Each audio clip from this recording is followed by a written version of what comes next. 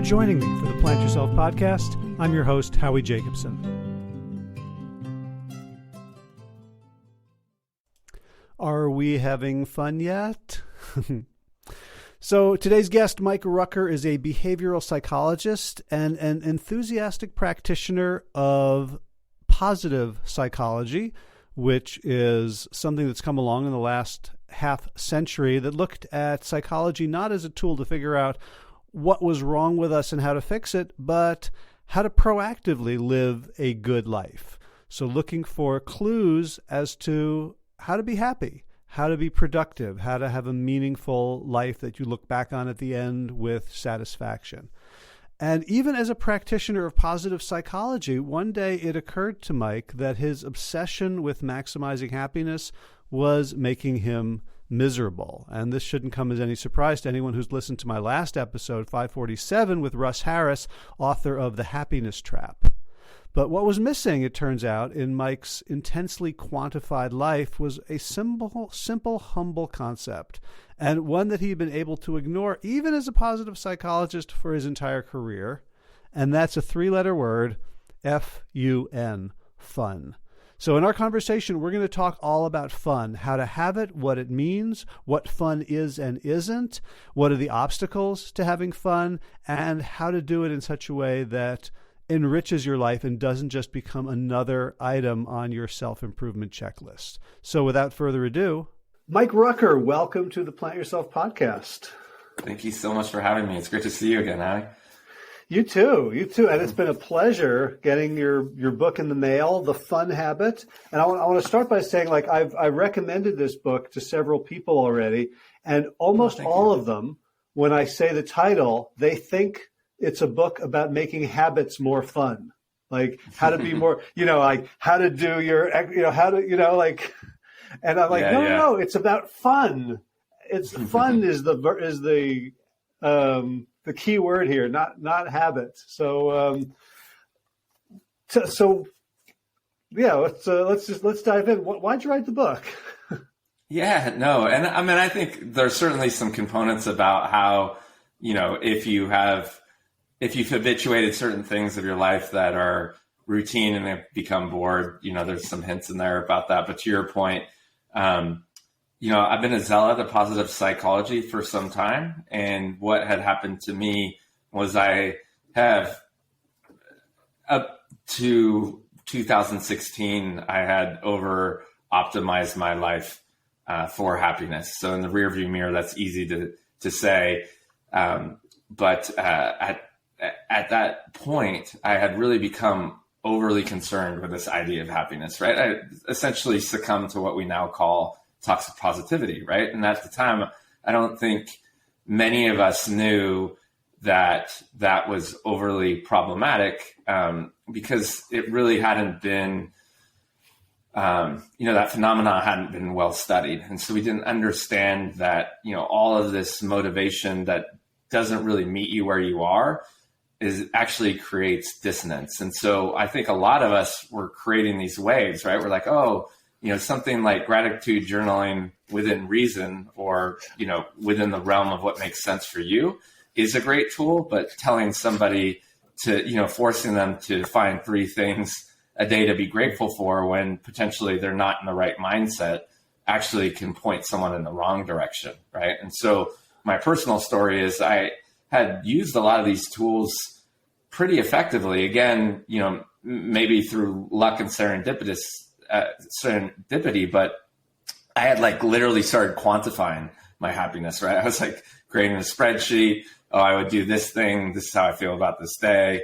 At the time I was living in San Francisco, so I got connected with Gary Wolf. And for folks who don't know who that is, he's kind of the figurehead of the quantified self community. And so, I really started, playing with different things, playing with fitness and things of that nature. And so, I'd really reached this peak, and we'll unpack why that becomes problematic for anyone. But I got knocked off of that peak because, unfortunately, my younger brother passed away quite suddenly from a pulmonary embolism.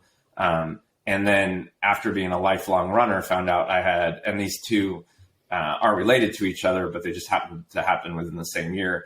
found out I had advanced osteoarthritis, likely due to an injury that had gone unnoticed, and was going to need a hip replacement at a young age. And when you get a hip replacement at a young age, you're essentially told not to run because, mechanical parts in your body are essentially like car parts, right? They have a certain amount of mileage, and you don't really want to go in for a revision. So if you get one later in life, sometimes, some physicians will say it's okay to run. If you get one in your 40s, since the shelf life is about 30 years, you just don't want to run because it, bangs them up too much. So that's all to say, like, here I was, kind of at the top of my game. And one, I was introduced to the fact that time is finite, because I think so many of us that aren't introduced to death in some way, take that for granted, right? We kind of just mortgage off various things within our life, for in the pursuit of achievement, and forget that,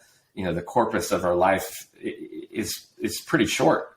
And so I was woken up to that reality. And then I had to grieve this loss of identity, because I really identified as a runner and a triathlete, and that wasn't going to be a part of my life anymore.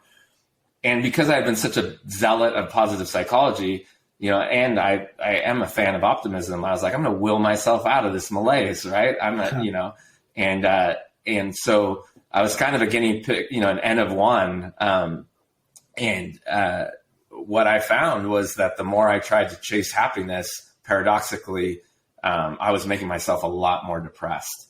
And so now I know in retrospect, it's because, when something like a death of a loved one happens, you need to take time to mourn. That's just part of the human condition. And when you don't, when you push that down for whatever reason, it can lead to clinical outcomes. Now all this, since 2016 has been well researched.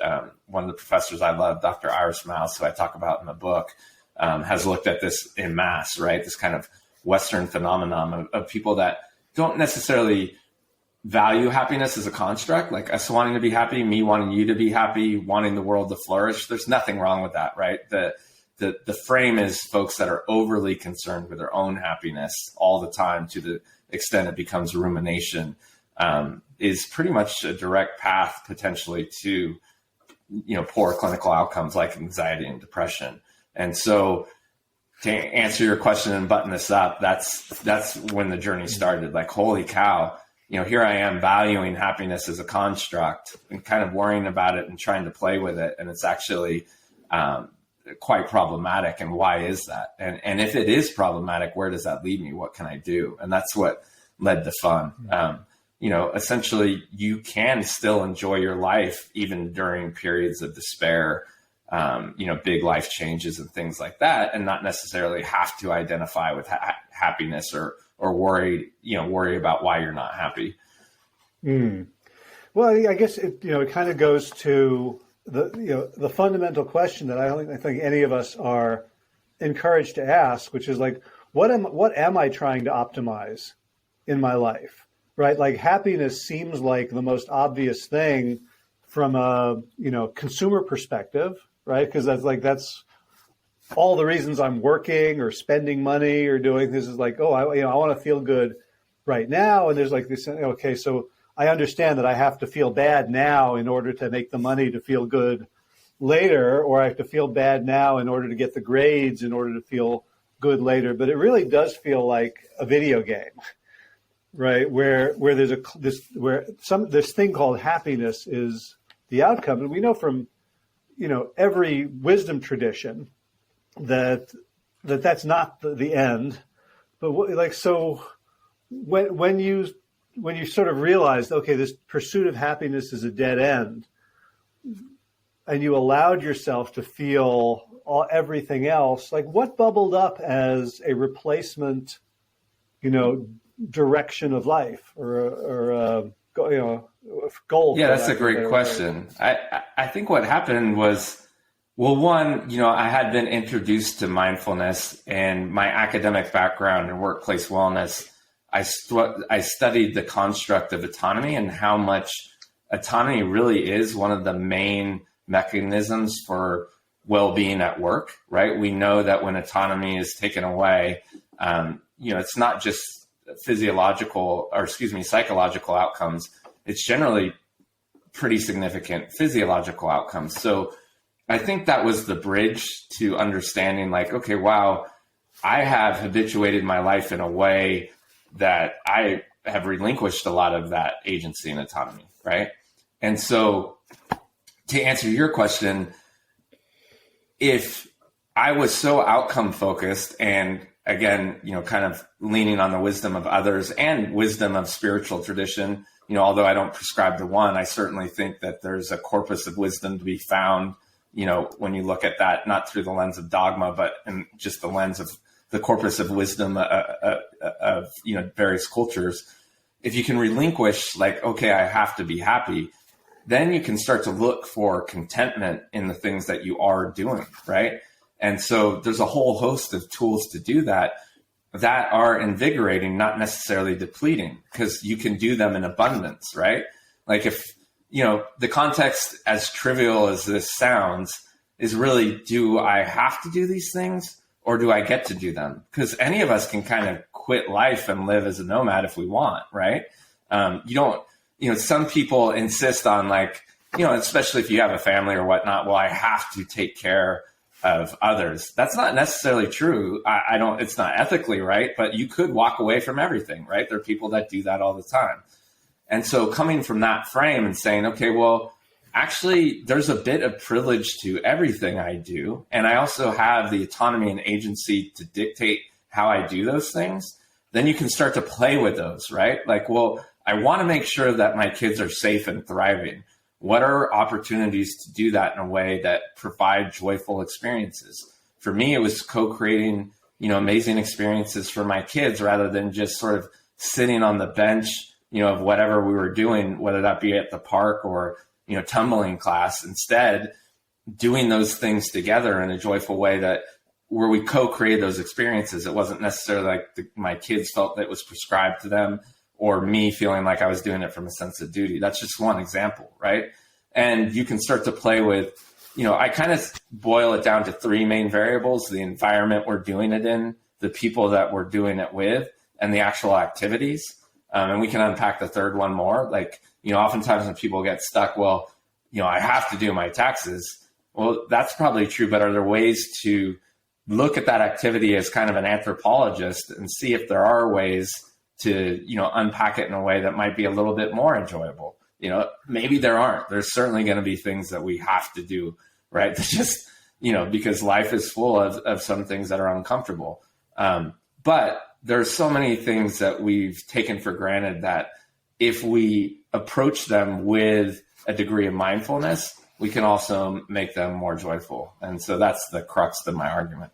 All right. So I'm imagining someone might have listened to your introduction here and talking about like the futility of chasing happiness, and thought that we were going to end it, that the conversation was going to go in a very different place around, purpose or acceptance of life's suffering from a very Buddhist perspective. And that's all in there. And I'm not dismissing any of that from the conversation. But we go from chasing happiness to pursuing fun. And I think when a lot of people hear fun, it's like happiness, but trivial, right? It's like there's something almost extra about fun that means it's the thing if you eat your broccoli and your peas, then maybe you'll get a slice of cake. So what is good about fun? Yeah, I mean, it's restorative, right? I think what you're seeing now, and we talked about this a little bit before we hit record. It's similar to where we were in the 90s with regards to, celebrating sleep deprivation, right? It's this idea that, if I can just squeeze a little bit more out of my waking hours, somehow there's going to be this reward at the finish line. And we're seeing the same with leisure, right? One of the studies that was like a big aha moment for me. And again, I mean, it's a landmark study, Stanford, MIT, and Harvard, 28,000 folks surveyed. So we're not talking about, one of these kind of, fringe, small sample size studies where they looked at the concept of the hedonic flexibility principle, right? And so what they found, which isn't surprising, is that folks that aren't enjoying themselves, at the end of the day, they tend to look for what we call in the literature passive leisure or poor forms of escapism, right? That might be drinking, that might be, just kind of displacing boredom with social media use. It might be, plopping down on the couch because you have no energy at all and just channel surfing, things of that nature.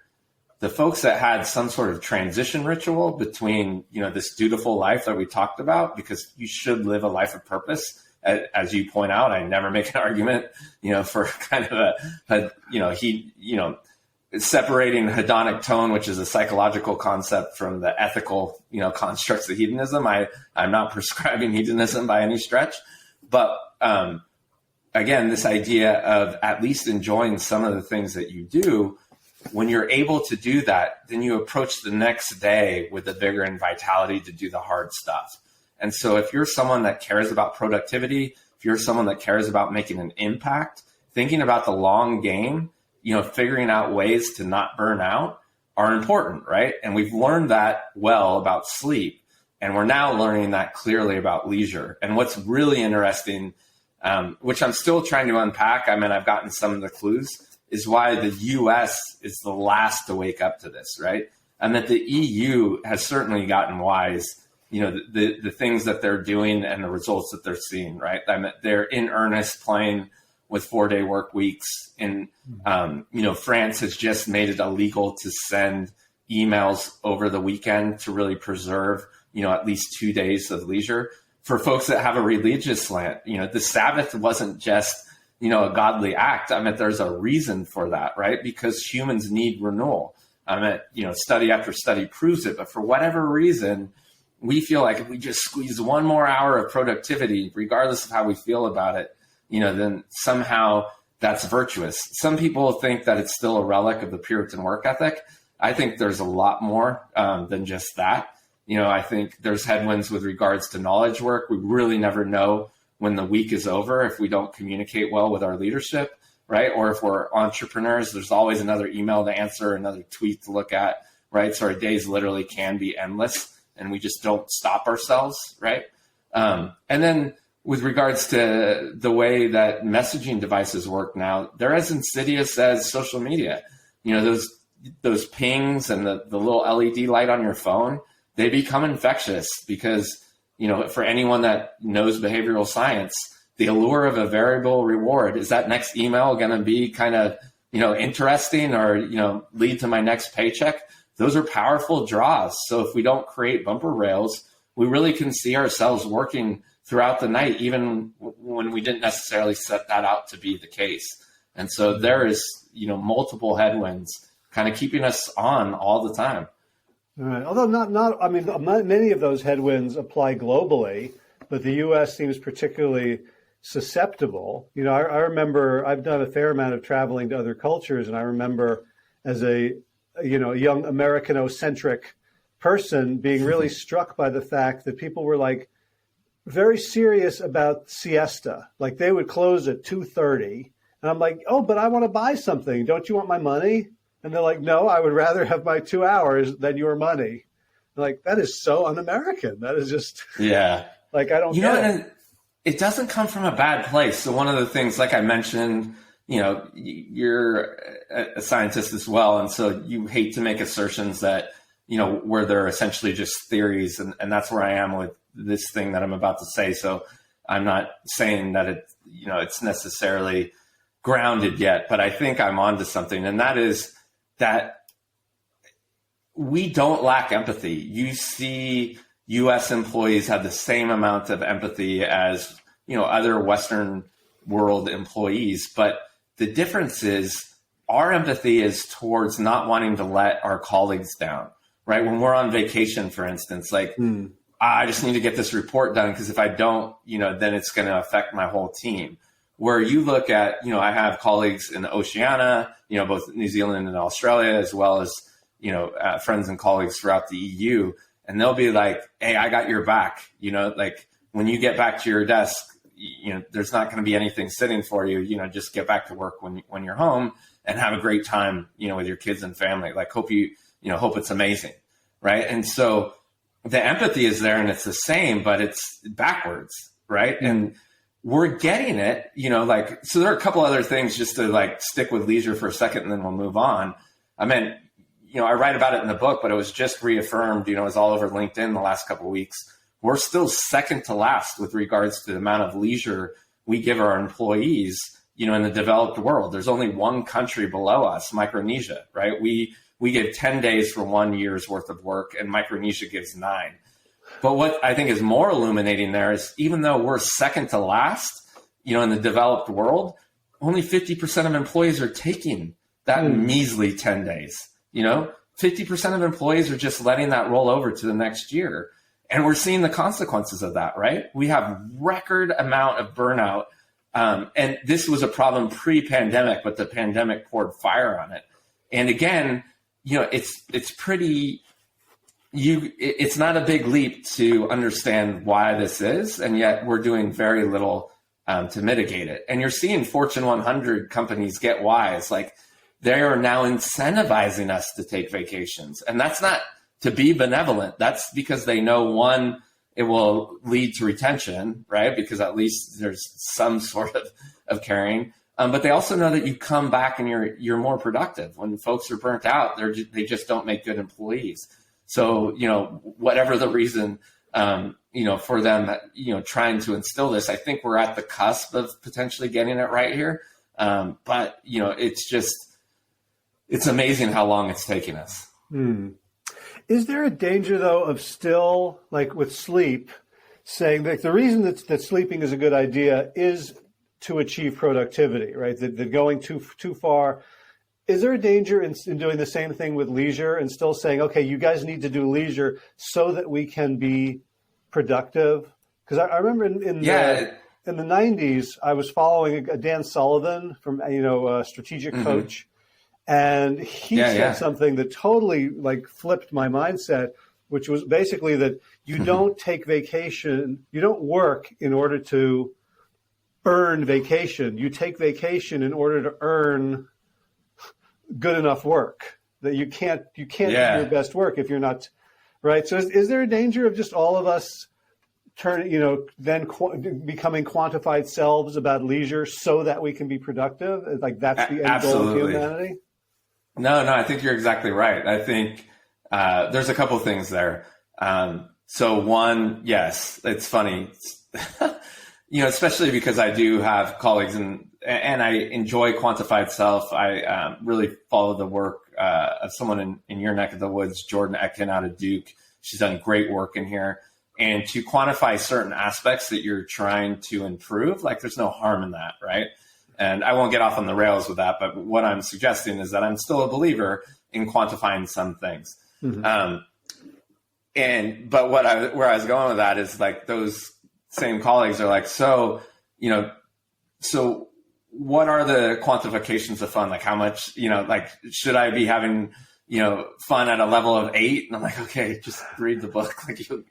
Sort of Tully's Power of Now, right? Trying to explain somebody that, all of the wisdom in that book in 3 lines. Not that I'm trying to compare myself to him, but where I would go with that is that if you're focusing on the outcome at all, you've lost half the battle, right? The idea is you can either, operate through the lens of martyrdom, I need to grind things out and things shouldn't be fun because I'm sticking to that old Puritan work ethic, or hey, oh my goodness, I can be more productive and sort of enjoy my life and not fall victim to, the 5 regrets of the dying that Bronnie Ware has made us all so aware of, right? And so I think that's one thing.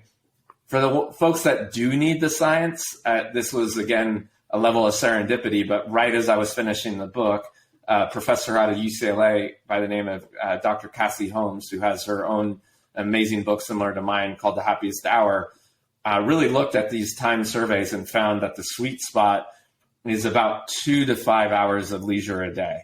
And so if you're having less than 2 hours, it generally means that you have a propensity to, not necessarily be burning out, but, that starts to get problematic.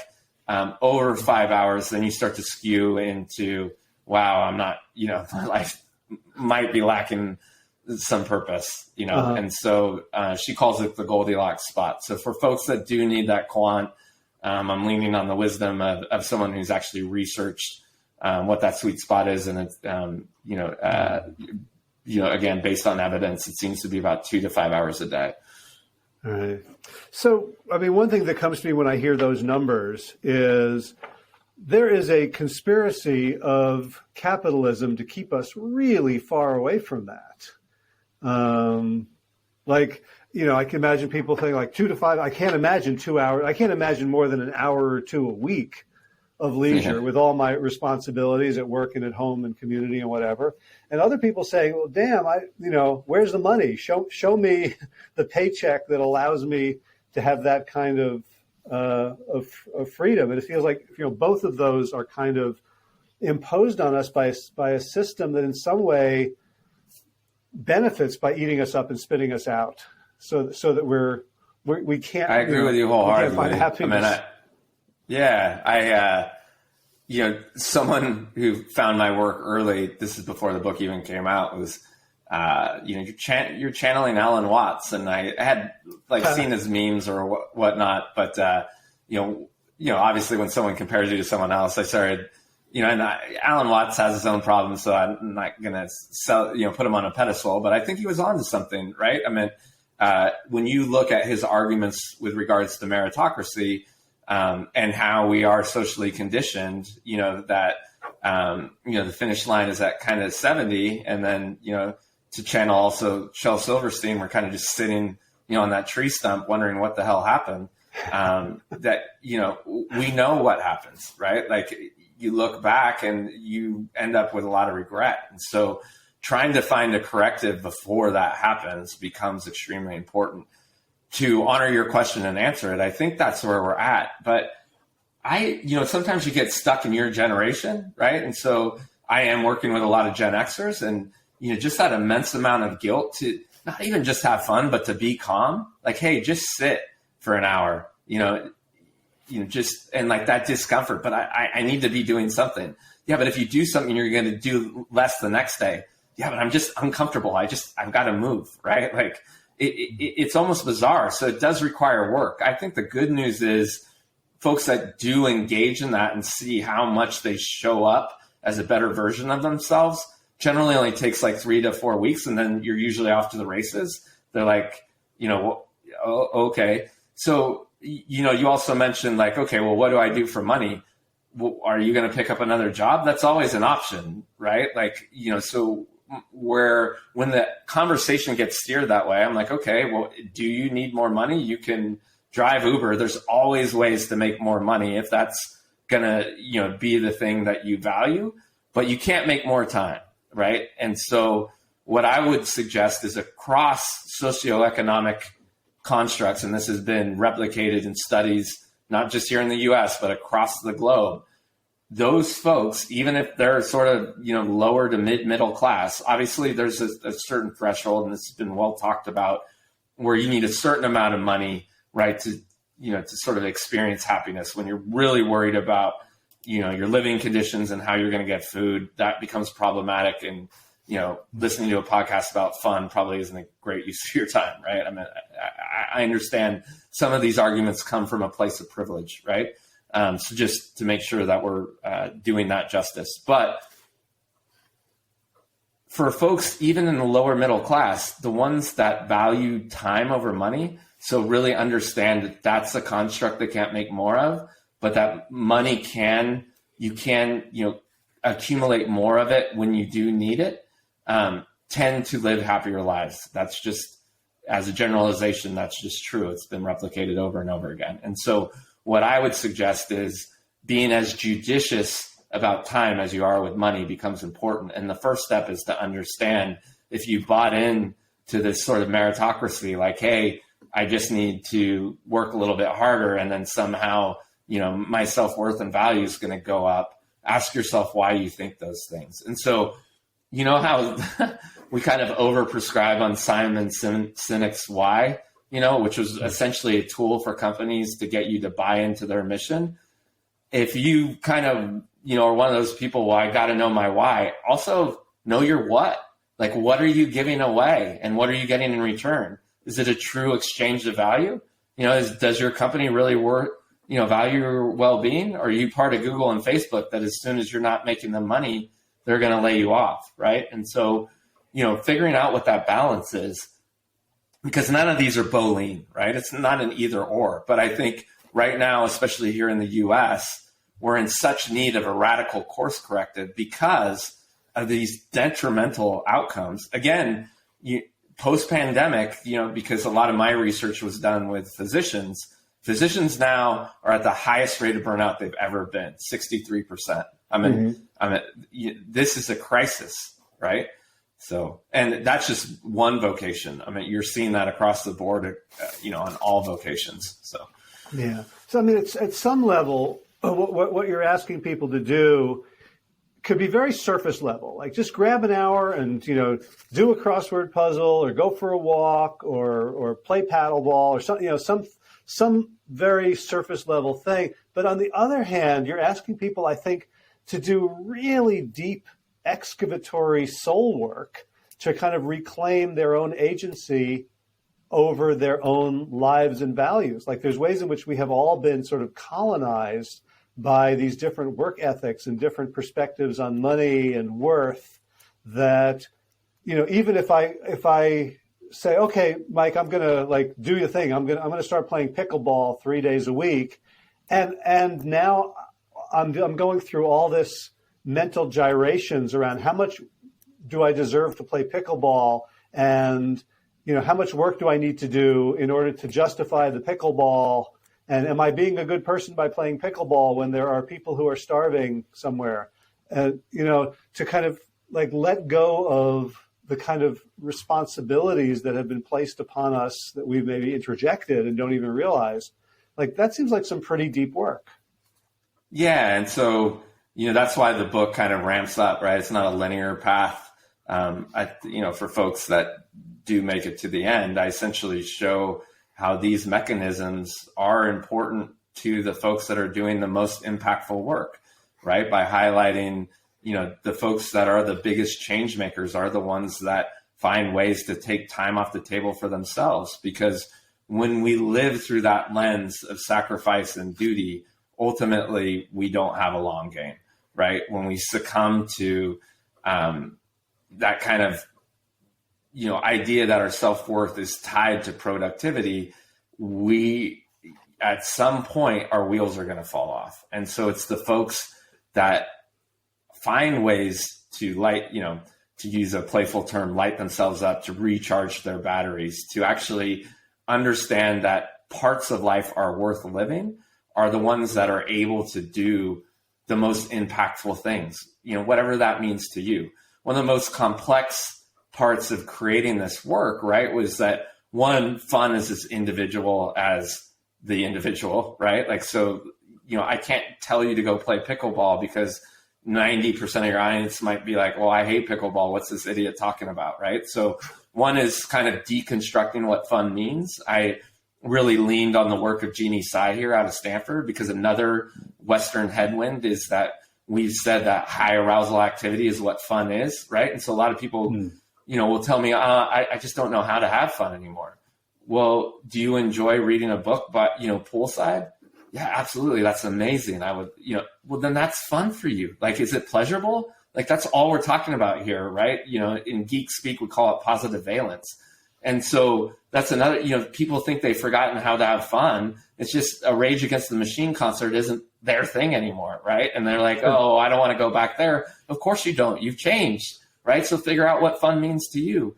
And then the second argument is, when you're not living a fun life, you aren't showing up as the best version of yourself. So, I think I'm stealing this analogy from someone else. I talk about it in the book, with regards to these optimal zones of arousal. But you wouldn't run a marathon running your fastest mile, the first 5 miles, right? Because you wouldn't make it to mile 20. And that's what tried. So many of us are doing. Yeah, I've literally tried during marathons. I keep learning that lesson. my coach, when I still was a runner, was like, "Stop being a rabbit." And it's like, and that's what, folks like Jeff Galloway, that he has his detractors, but he's like one of the most successful marathon coaches because it's a sustainable way. Right. And so I've never thought about it in this term. I like Jeff a lot, but like, essentially, I guess I'm the Jeff Galloway of work, right? Like, take some walking breaks, because guess what? You're going to get to the finish line, and 80% of the people that take this advice are going to actually PR, right? And so, anyways, for folks that don't know Jeff Galloway's work, are probably lost. But yeah, just say a few words about him, so we non-marathoners get up. Yeah, so Jeff landed on the fact that for a majority of folks that especially are recreational marathoners would actually do better by running really fast and then taking intermittent walk breaks. And so purists, folks that have inherent running ability, were like, who is this joker? And he got made fun of a lot. But then lo and behold, over time, it was one of the most sustainable ways to run a marathon. And for a lot of people, it was also the best way to run their fastest marathon. And so, again, now that you understand why I brought him up, I think the same is true for life. So many of us are told, just sprint as fast as you can, because that's the, read emails while you're taking a poop, because, why not squeeze another 5 minutes of productivity out of, every waking minute? And we don't realize the toll that's having. Our brains are still organs. And so they need to slow down too. They need to have, they need to shut down. They need to find flow, and flow doesn't happen when we're uncomfortable. And I have to say that all my marathons have been Galloway, and it always felt fine to do the 1 minute of walking after every mile of running until somebody passed me while I was walking, and that just triggered every fiber in my being to don't let that happen. Did you ever counter that though when you ultimately ran past them? So I had the same feeling, but then more times than not, because there certainly would be people that I wouldn't catch up, but I more times than not I would catch those people eventually, because I would run faster than they could, because I was one of the folks that benefited from his strategy. There are people we pass each other 15 times, and the closer we got to the final, stretch, the more important it became that I was on top. Right. Well, and I think another important thing there, and then we'll move on, is that how many people end up walking mile. You hit the wall around mile 20, 21. And again, sorry for folks that don't speak marathon. And then those folks end up walking the whole last 6 miles, right? I think utilizing Galloway's strategy, you're only walking, 20, 25 minutes, because you can pace the whole 26 miles. And so, again, I think the analogy plays, that's the whole idea. How are you taking just a little bit of time off the table for yourself? Then, as you mentioned, it gets deeper, because the folks that aren't having fun are generally the ones that aren't making social connections, because fun is the glue that keeps us tied to our friends, right? They're the ones that are wondering, what happened to the relationship with their kids, and so it can lead to a lot of regret when you're always giving it away to someone else. And especially for the non-entrepreneurs listening, again, if you're just lining the pockets of somebody else, ask yourself, have you kind of overprescribed to this idea of meritocracy? Do you really need that next promotion? And again, I'm not prescribing, a mediocrity. What I'm suggesting is that you probably will do better anyways. And this idea that you always have to be, tethered to some sort of work device might be ill-fated. Start playing with the variables.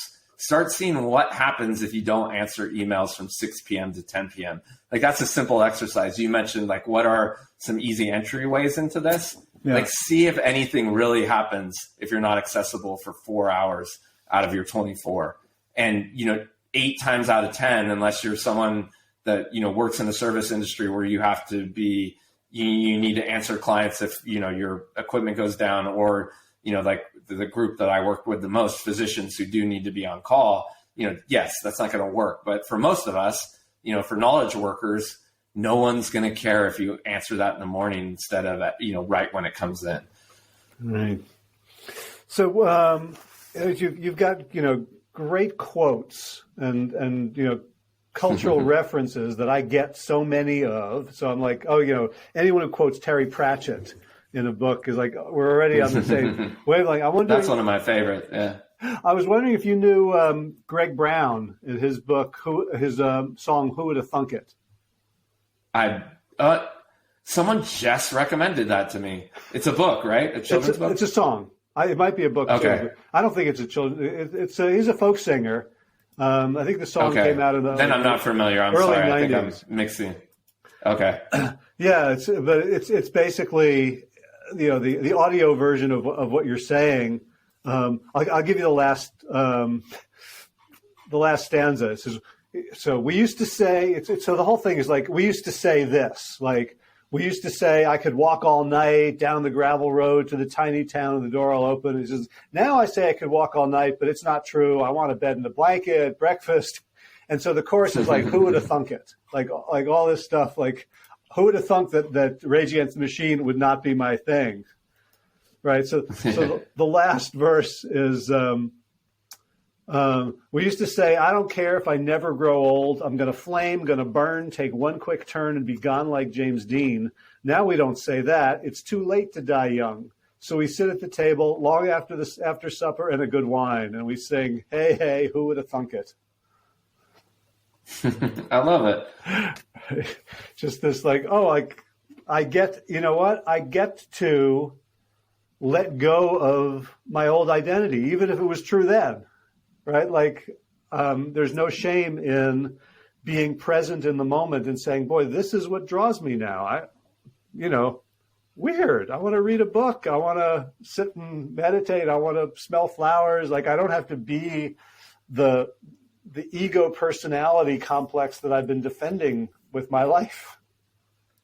And this wisdom again comes from someone, I'm sure similar to yourself, you have ideas that you trust and believe in because you have them refined, but then you bounce them off of somebody else and they provide context that is just really helpful, right? And so I was talking to, because for me, I think mindfulness is certainly a component of my work, but I'm on my road to mastery. I certainly, wouldn't coach anybody in mindfulness. And so a practitioner who I trust, was kind of accepting my ideas and, was really gracious, but then had indicated that the people that she works with, especially around where, we're at, that have been successful in their own right, certainly happy with where they are in life. She kind of used this metaphor of a wind-up doll, right? Like we spend our first, 40 or 50 years winding ourselves up because, we want to get there. We want to arrive, right? But what happens, especially if you have been just going, and I certainly fall in this camp, is that once, it's kind of like a kid that's ready to let it go. And if you're wound up too tight, it just goes, right? And so that's where so many of us find ourselves. So for anyone that is kind of, at our energy level, like that can be that weird, midlife crisis is overused, but like, I've got to figure out everything now, right? Because like now I have the space and I have the money and like I have this freedom that everyone's talked about, right? And like so I've now I got to sort out every single problem, and being able to what you talked about, being a little bit comfortable of a slower pace, you discovering that inviting in awe and curiosity and wonder, and allowing that connection to sort of find you again the same way it did as you were a child can be a magical thing. So I guess that's just, that gift was given to me. I'm trying to regurgitate it. And because I certainly think,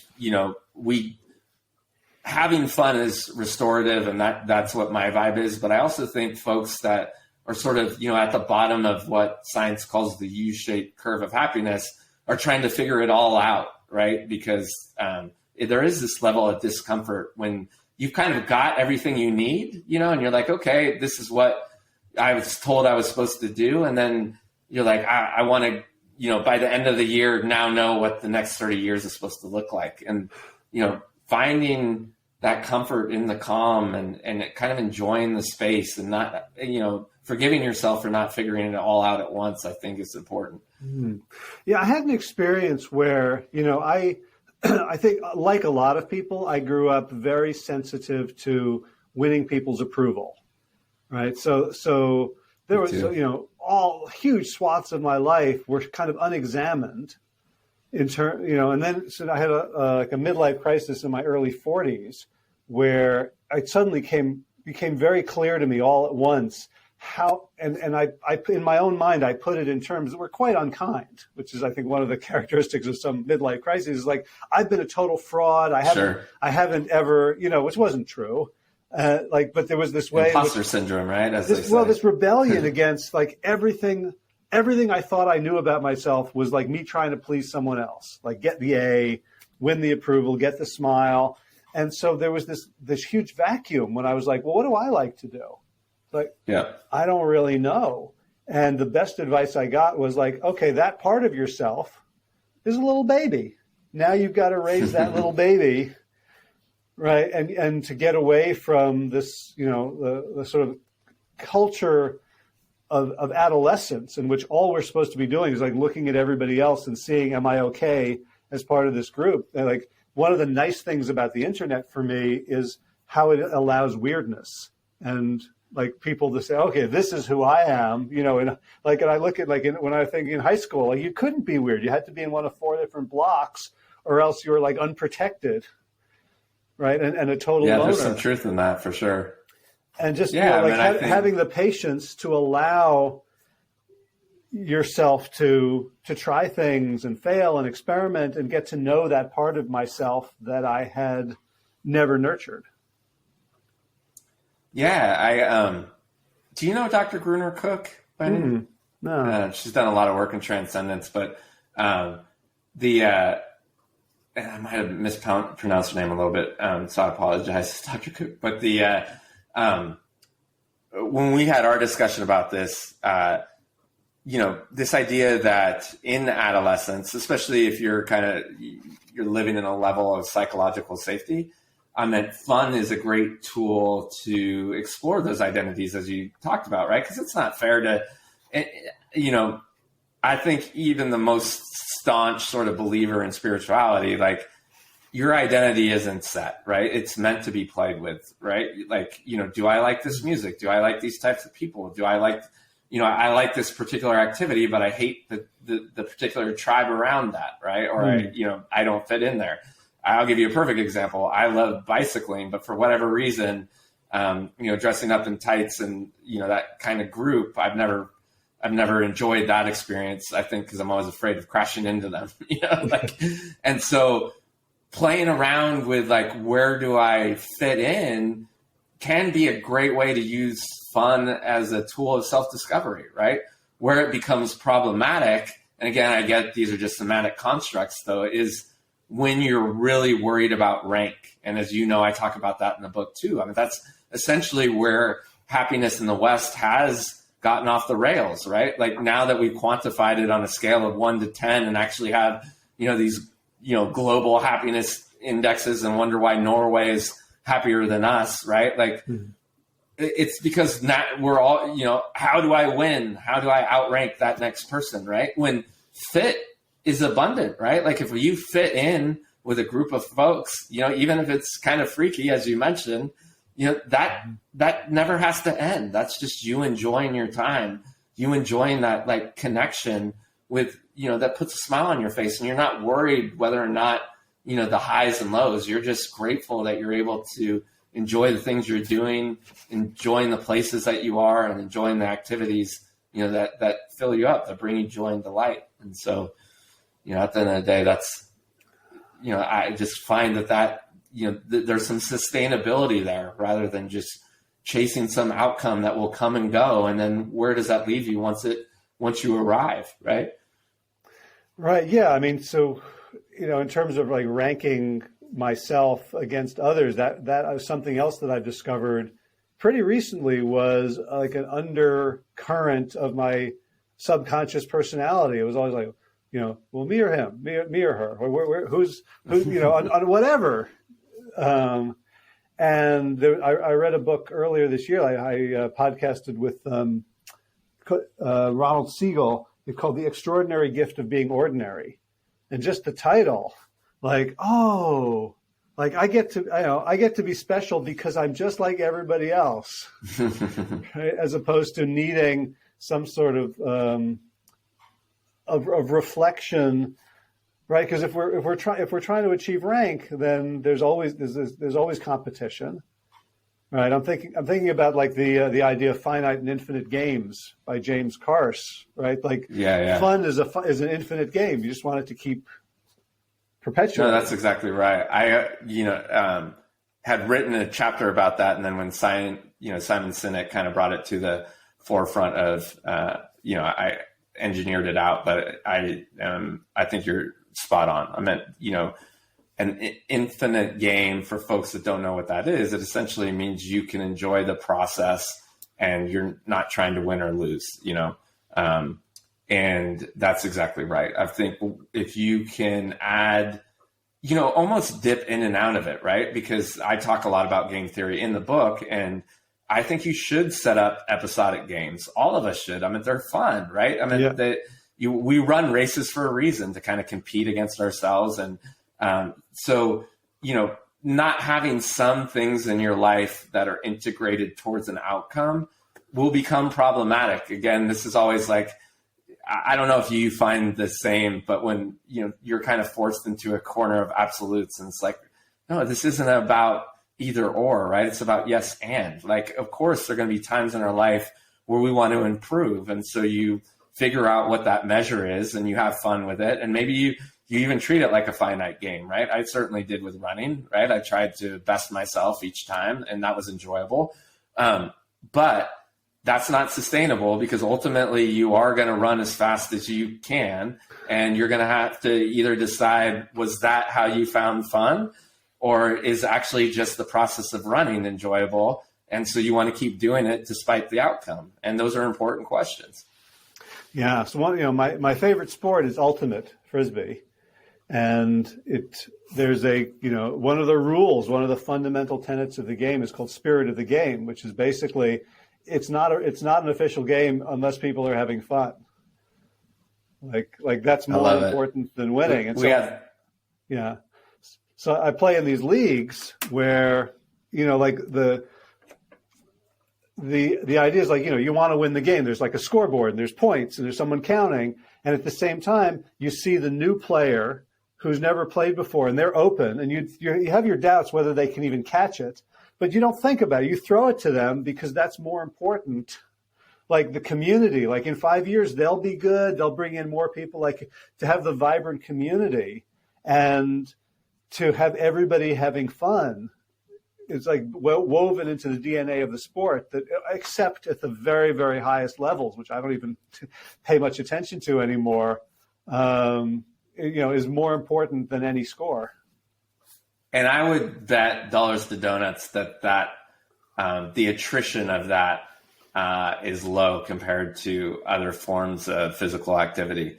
Because what I've found, this is one where I can make a more, data grounded assertion, is that, and again, it goes back to, well, we won't get into system 1, system 2 thinking, but when you have easy access to something that's enjoyable, it's just easier to make it into a routine, because you want to do it again, right? You want to see those friends. You want to have that fun, again, win or lose, you know that the experience was worthwhile, and you're making those connections, and you're spot on.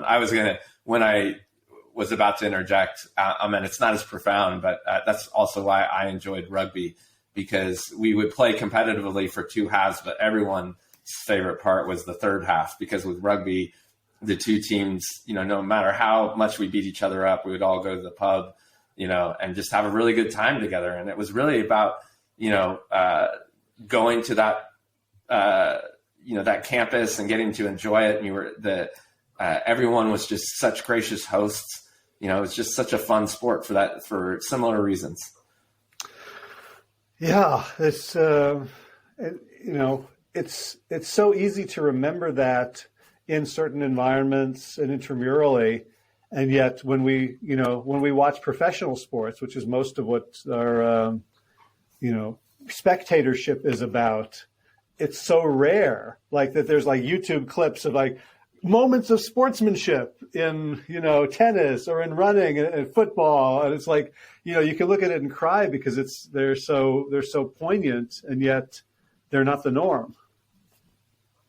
Well, I so this is probably a little bit deep, but I always love our conversation, so I'm going to go there. One of the things that I find fascinating is, have you read the book Sapiens yet? Half of it, yeah.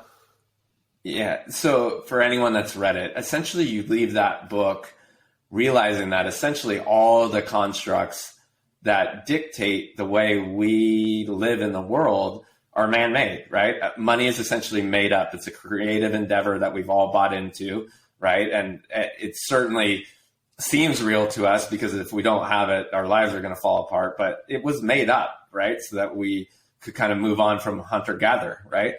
Government, definitely made up, right? There's actually been a couple amazing documentaries just of the last couple of years about how weird it is that corporations are considered a person. It's just a creative thing we've made up, right? Dogma for the most part. Like even if you are religious, you kind of have to, then at least understand that the other 299 were made up, kind of Robert Gervais argument. And so, essentially all of these things that sort of rule our lives to some degree were man-made. And where I'm going with all that is so a sport. And yet like we are so tied in, there's a component of the human condition really that buys into that meaning something. But especially American football, like you talk about that to almost anybody else outside the US, they could care less. Yet, more people watch the Super Bowl than vote for the president. Like it's this, that stuff fascinates me, especially with regards to the fun, because clearly people find that enjoyable or they wouldn't watch. Right. And so anyways, I digress, but I think that's, when people really get in the weeds and are asking again to move back into what we've really been trying to dig into, like realize that a lot of these constructs that you've bought into are man-made. And once you understand that, you can start to put them back together in a way that might suit you more, right? Yeah. Still play by the rules, because if you don't, right, you're not part of the tribe and things will go awry fairly quickly. But if you intimately understand kind of the mechanisms, again, meritocracy being one of them, and then you say, okay, well, I'm going to set my own goalposts. And once I arrive, then I'm going to start to play with the constructs that I can and be more mindful of, the things that are important. Some magic will start to happen. And I've just seen it time and time again. Yeah, and it's funny because you begin the book, I realize, with the story of Will Novak, which is basically how one person's fun became a spectator sport, right? So like part of what you're saying is like let's not all just be spectators of other people having fun. Let's democratize it and let's universalize it. Yeah, absolutely, and understand that it's yours to create. Again, going back to, like, if you think, well, I just forgot how to have fun. Is that true? Or are you just equating fun to what you see on Instagram, right? Mm-hmm. I mean, again, it doesn't have to be a vacation. It doesn't have to be picking up a hobby. It doesn't have to be anything I say. Like, there are ways for you to find pleasurable experiences if you just sit down and think about it. And so creating the space to do that is an important step. Figuring out what it is you want to do, even if that is through the lens of duty, right? Like maybe it is that you're taking care of young children and that seems like a burden. How is there a way to reframe it so that you're co-creating experiences with your kids that you actually want to do instead of feeling like it's an obligation? So the list goes on, but just understanding that you can reclaim some of your time becomes an important first step. Awesome. So let's leave people with the title of the book, where they can find it, and where they can find you if they want to keep following your wisdom.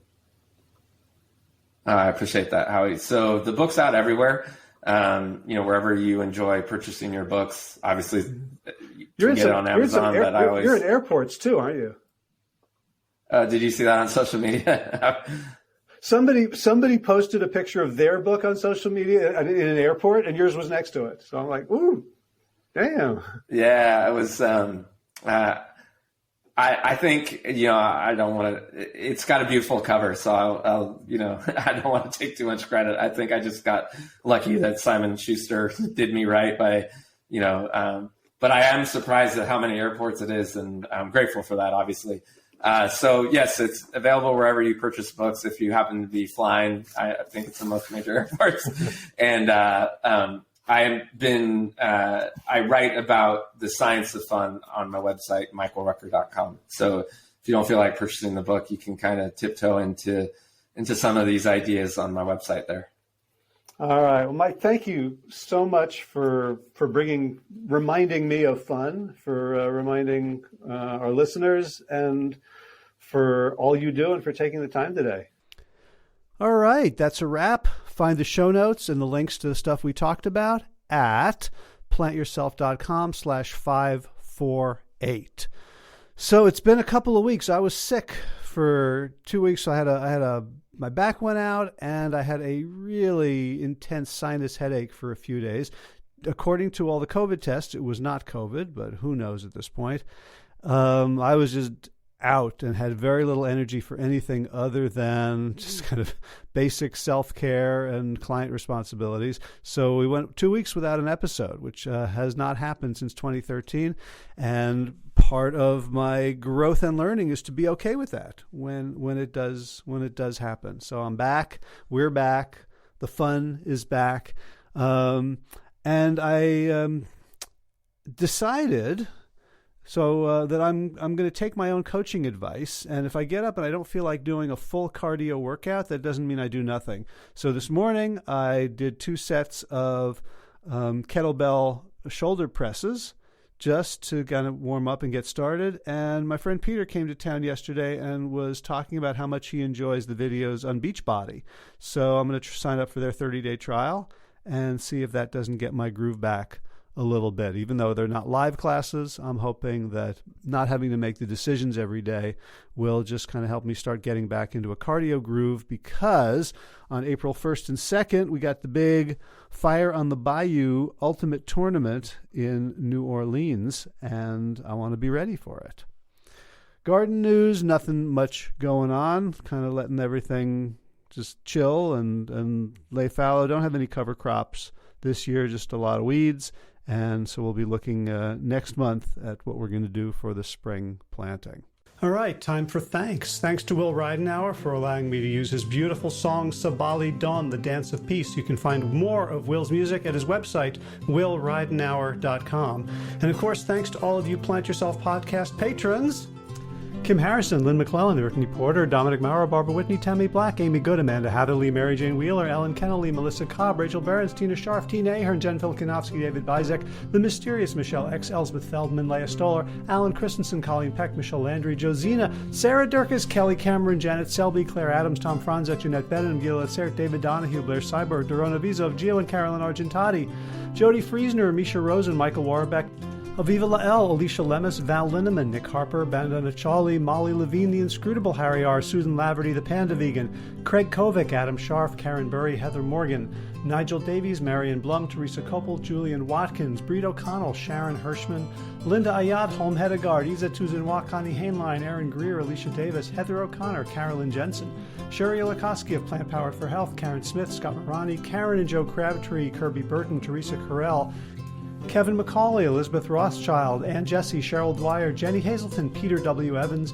Dennis Bird, Darby Kelly, Lori Fanny, Linnea Lundquist, Emily Iconelli, Levy Wallach, Rosamund McAtee, Dan Picorni, Stephen Leenan, Patty DiMartino, Mike and Donna Kartz, Deanne Bishop, Bilberry Elf, Marjorie Lewis, Tricia Adams, Nancy Sheldon, Lindsay Bayshore, Gunmarie Hagan, Tracy Gullidge, Laura Heaton, Meg from Mama Says, Stacey Stokes, Ben Savage, Michael Kay, David Hughes, Connie Rogers, Claire England, Sally Robertson, Paranganchi, Amy Daly, Brian Tourville, Mark Jeffrey Johnson, Josie Dempsey, Karen Schmidt, Pamela Hayden, Emily Perryman, Allison Corbett, Richard Stone, Lauren Vaught of Edible Musings, Aaron Hasty, Sean Owen, Sagar Naik, Erica Piedra, Danielle Roberts, Michael Lushton, Sarah Johnson, Catherine Floyd, for your generous support of the podcast.